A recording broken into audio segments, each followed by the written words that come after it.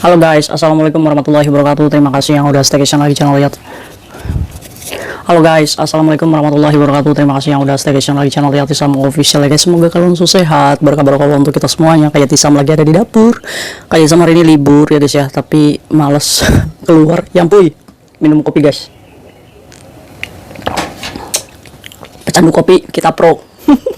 Semoga kita sehat-sehat ya guys ya, dalam lindungan Allah, dimudahkan, dilancarkan segala urusan kita, amin ya robbal alamin, dibahagiakan lahir batinnya, amin ya robbal alamin.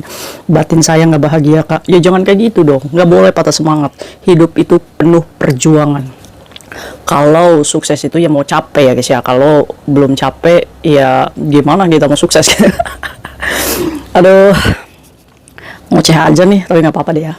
Hari ini guys, sebenarnya ini 2 hari yang lalu sih ya, pekerja migran ini membagikan informasi di mana ada bank kecil di daerah Simsalsu sana yang baru buka katanya. Opening bank kecil guys, buat orang-orang yang kelilit hutang. Ini adalah salah satu cara dia mendapatkan pinjaman yang tujuannya untuk bisa menutup hutang yang lainnya.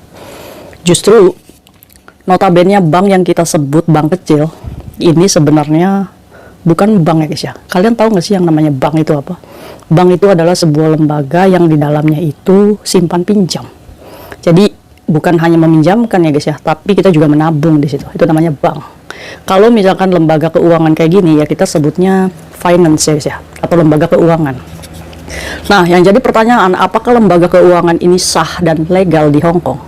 Jawabannya, ya kalian jawab sendiri aja deh. Karena bunga jasa yang dia berikan itu adalah 60% setelah kayak Tisam ngitung ya guys ya. Karena saking nggak ada kerjaannya jadi ngitung-ngitung bunga bank gitu. 60% guys, gila. Ini dalam waktu 1 bulan. Gimana teman-teman kita nggak bangkrut? Gimana teman-teman kita nggak hancur hidup di Hong Kong? Kalau kita membayarkan 60% untuk bunganya aja. Logikanya gini, kalau kamu pinjam 1.000, otomatis bulan depan kamu balikinnya 1.500. Itu 50% dari hutang pokok kalian. Itu baru hutang kecil ya guys ya. Kalau hutang besarnya gimana? Ya bangkrut lah kita. Nah, jadi tempatnya ini di Simsalsu sana, kalian hati-hati ya guys ya. Ini bank berkedok rentenir, lintah darat sama aja. Bahkan lebih ganas dari rentenir. Rentenir yang $1.000 aja dia ngambilnya 200 sampai $250 ya guys.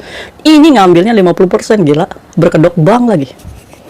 Terus yang harus kita waspadai adalah ternyata marketingnya mereka, pemasarannya mereka itu menawarkan sewa ATM kalian guys. Sewa ATM apa kak? Jadi ada satu chat di mana menawarkan kepada pekerja migran ini bahwa kamu kalau misalkan punya bank Hong Kong, HSBC atau Hang Seng, itu bisa disewa kepada finance ini, bank ini. Dengan biaya sewa lumayan guys, menggiurkan. $2.000 per 15 hari, bayangkan. Kalau kita punya ATM Hang Seng, kita nggak punya duit, kita sewain aja deh di bank itu. Nih saya punya Hang Seng kosong nih, nggak punya duit. Boleh nggak saya sewain ke kamu? Bank itu akan menerima kartu kalian dengan biaya sewa 2.000 per 15 hari. Kalau kita nyewainnya sebulan, otomatis kita dapat 4.000. Wow, 1 bulan gaji kita sebagai pekerja migran. Apakah Anda tertarik? Sebelum Anda tertarik nih, dengerin cerita kayak Tisam.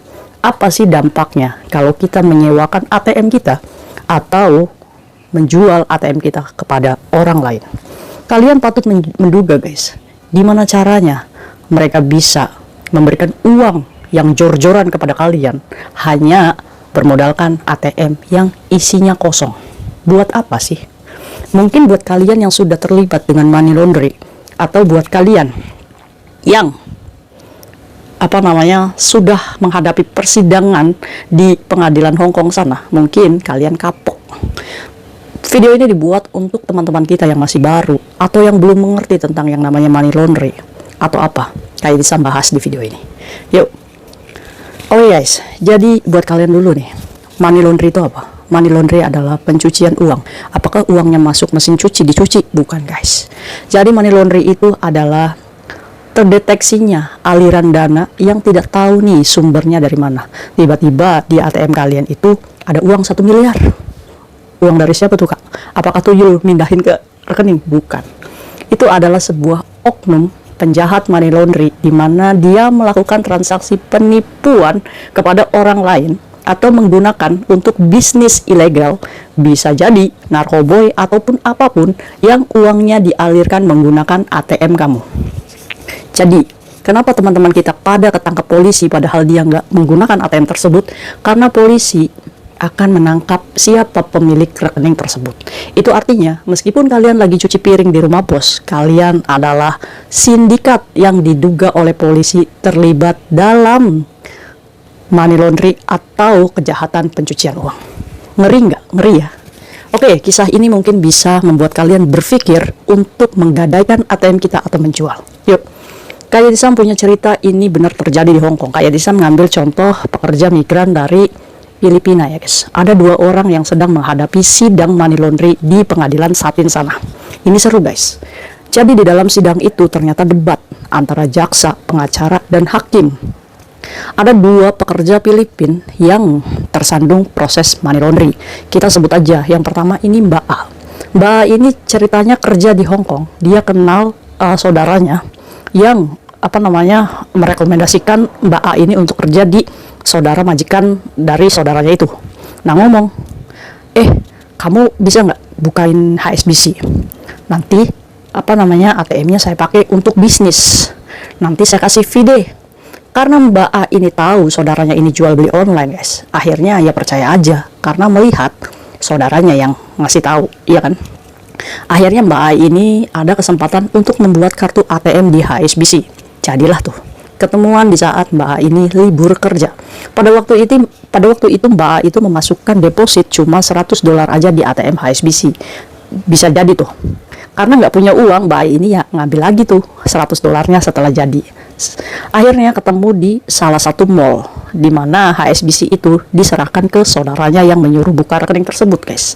Terus saudaranya itu ngajak Mbak A untuk ke salon kecantikan untuk refresh lah, untuk smoothing atau apa gitu ya guys ya, ke salon. Akhirnya Mbak A ini ngomong, I don't have money, saya nggak punya uang katanya.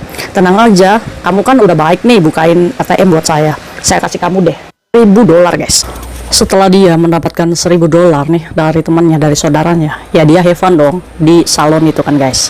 Setelah itu pulang, dan kalian tahu esok harinya itu ada penarikan uang di rekening Mbak A itu sebesar 1 juta Hong Kong dollar, sekitar 1 miliar lebih guys. Uangnya siapa? Mbak A aja deposit $100 aja langsung diambil kan, karena nggak punya duit. Nah ini uangnya siapa guys? 1 miliar ada di rekeningnya. Akhirnya guys, langsung nih polisi nggak banyak babi bu, nggak banyak pilih pala nih guys. Akhirnya polisi jam 10 pagi langsung mengamankan Mbak A, dibawa ke kantor polisi jam 10 pagi guys, baru bangun tidur. Oke, itu baru Mbak A ya guys ya. Dan Mbak B ini sidangnya sama guys, dilaksanainnya sama Mbak A.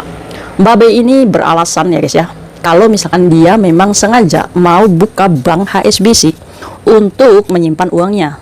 Tapi Mbak B ini nggak tahu nih, nggak sadar kalau ATM-nya itu terjatuh beserta surat PIN ATM dan lain-lainnya. Jatuh tuh guys. Nah Mbak B ini nggak tahu nih jatuhnya di mana dan nggak ngeh. Pas besok paginya Mbak B ini carilah tuh ATM-nya di tasnya, ternyata nggak ada. Nah kemudian yang bikin mencengangkan, ATM tersebut terisi uang sebesar $282.000 Hong Kong, sekitar 450 jutaan. Uangnya siapa? Apakah kalian percaya kalau ATM itu hilang? Akhirnya Mbak B ini dijemput juga oleh polisi Hong Kong guys, di mana Mbak A dan Mbak B ini dalam satu persidangan di pengadilan Satin sana. Jaksa ini menuntut Mbak B bahwa tidak mempercayai bahwa ATM-nya itu benar-benar terjatuh. Tuntutan jaksa meyakini bahwa Mbak B memang menarik sendiri uang tersebut, sehingga Mbak A dan Mbak B ini dituduh jaksa adalah sindikat dari money laundry. Apakah jaksa ini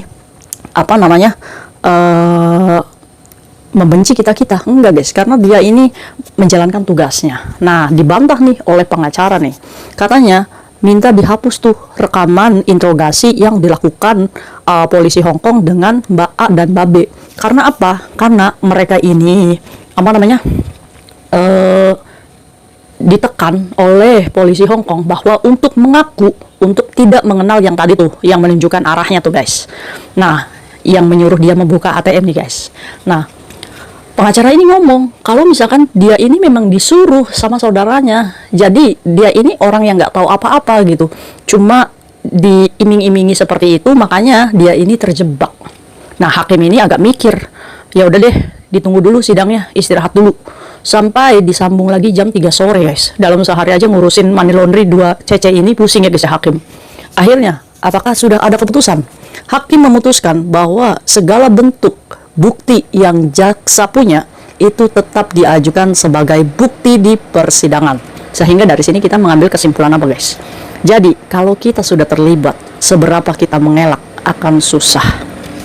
Dan hasilnya gimana? Hasilnya belum guys, masih dalam persidangan ya guys ya, masih on proses. Apakah kedua CC ini dibebaskan? Ya, jadi kalian harus dengerin dulu nih. Kalau misalkan kalian tergiur 1.500 untuk menjual ATM kalian, kalian harus berpikir ulang karena hakim meminta jaminan kepada Mbak A yang tadi yang di rekeningnya ada 1 miliar, itu dimintai uang jaminan 20.000 dolar Hong Kong. Kalian punya uang nggak? Kalau nggak punya uang, jangan coba main-main ya. Nah, untuk yang B, yang tadi itu pura-pura atau memang benar ATM-nya hilang, itu dengan bukan bebas bersarat, dimintai jaminan untuk menjadi tahanan luar, itu sebesar 1.800 aja. Kok Kak beda? Iyalah, hakim itu akan menimbang seberapa dekat kita ini terlibat dalam sindikat tersebut ya guys ya. Untuk itu, dari kasus ini, apa sih yang harus kita pelajari? Buat kalian, jangan pernah buka bank Hong Kong kalau kalian nggak butuh. Yang kedua, kalau misalkan bank Hong Kong untuk tabungan kamu, boleh-boleh aja, tapi dipakai sendiri. Jangan kamu mau diiming-imingi 1.500, 2.000 atau apapun dan mempercayai orang itu bisa dipercaya. Bullshit, nggak bisa. Kita menganggap saudara di tanah rantau, itu nggak bisa guys. Jadi guys, kita berteman sama teman kita itu pakai hati, tapi belum tentu teman kita itu mau berteman kita pakai hati. Kalian harus berpikir, kita bisa menolong orang ya guys ya. Apakah jaminan teman kita bisa menolong kita saat susah? Nggak ada jaminan. Untuk itu, lebih baik selama kalian di perantauan, jadi kalian harus mandiri ya guys ya. Simpan uang sendiri dan bersyukur dengan ada apanya aja. Oke, yuk. Ya Puy, mungkin itu aja sharing kayak Jisam hari ini. Semoga bermanfaat ya guys ya. Kayak Jisam mau libur dulu. Bye-bye. Assalamualaikum warahmatullahi wabarakatuh.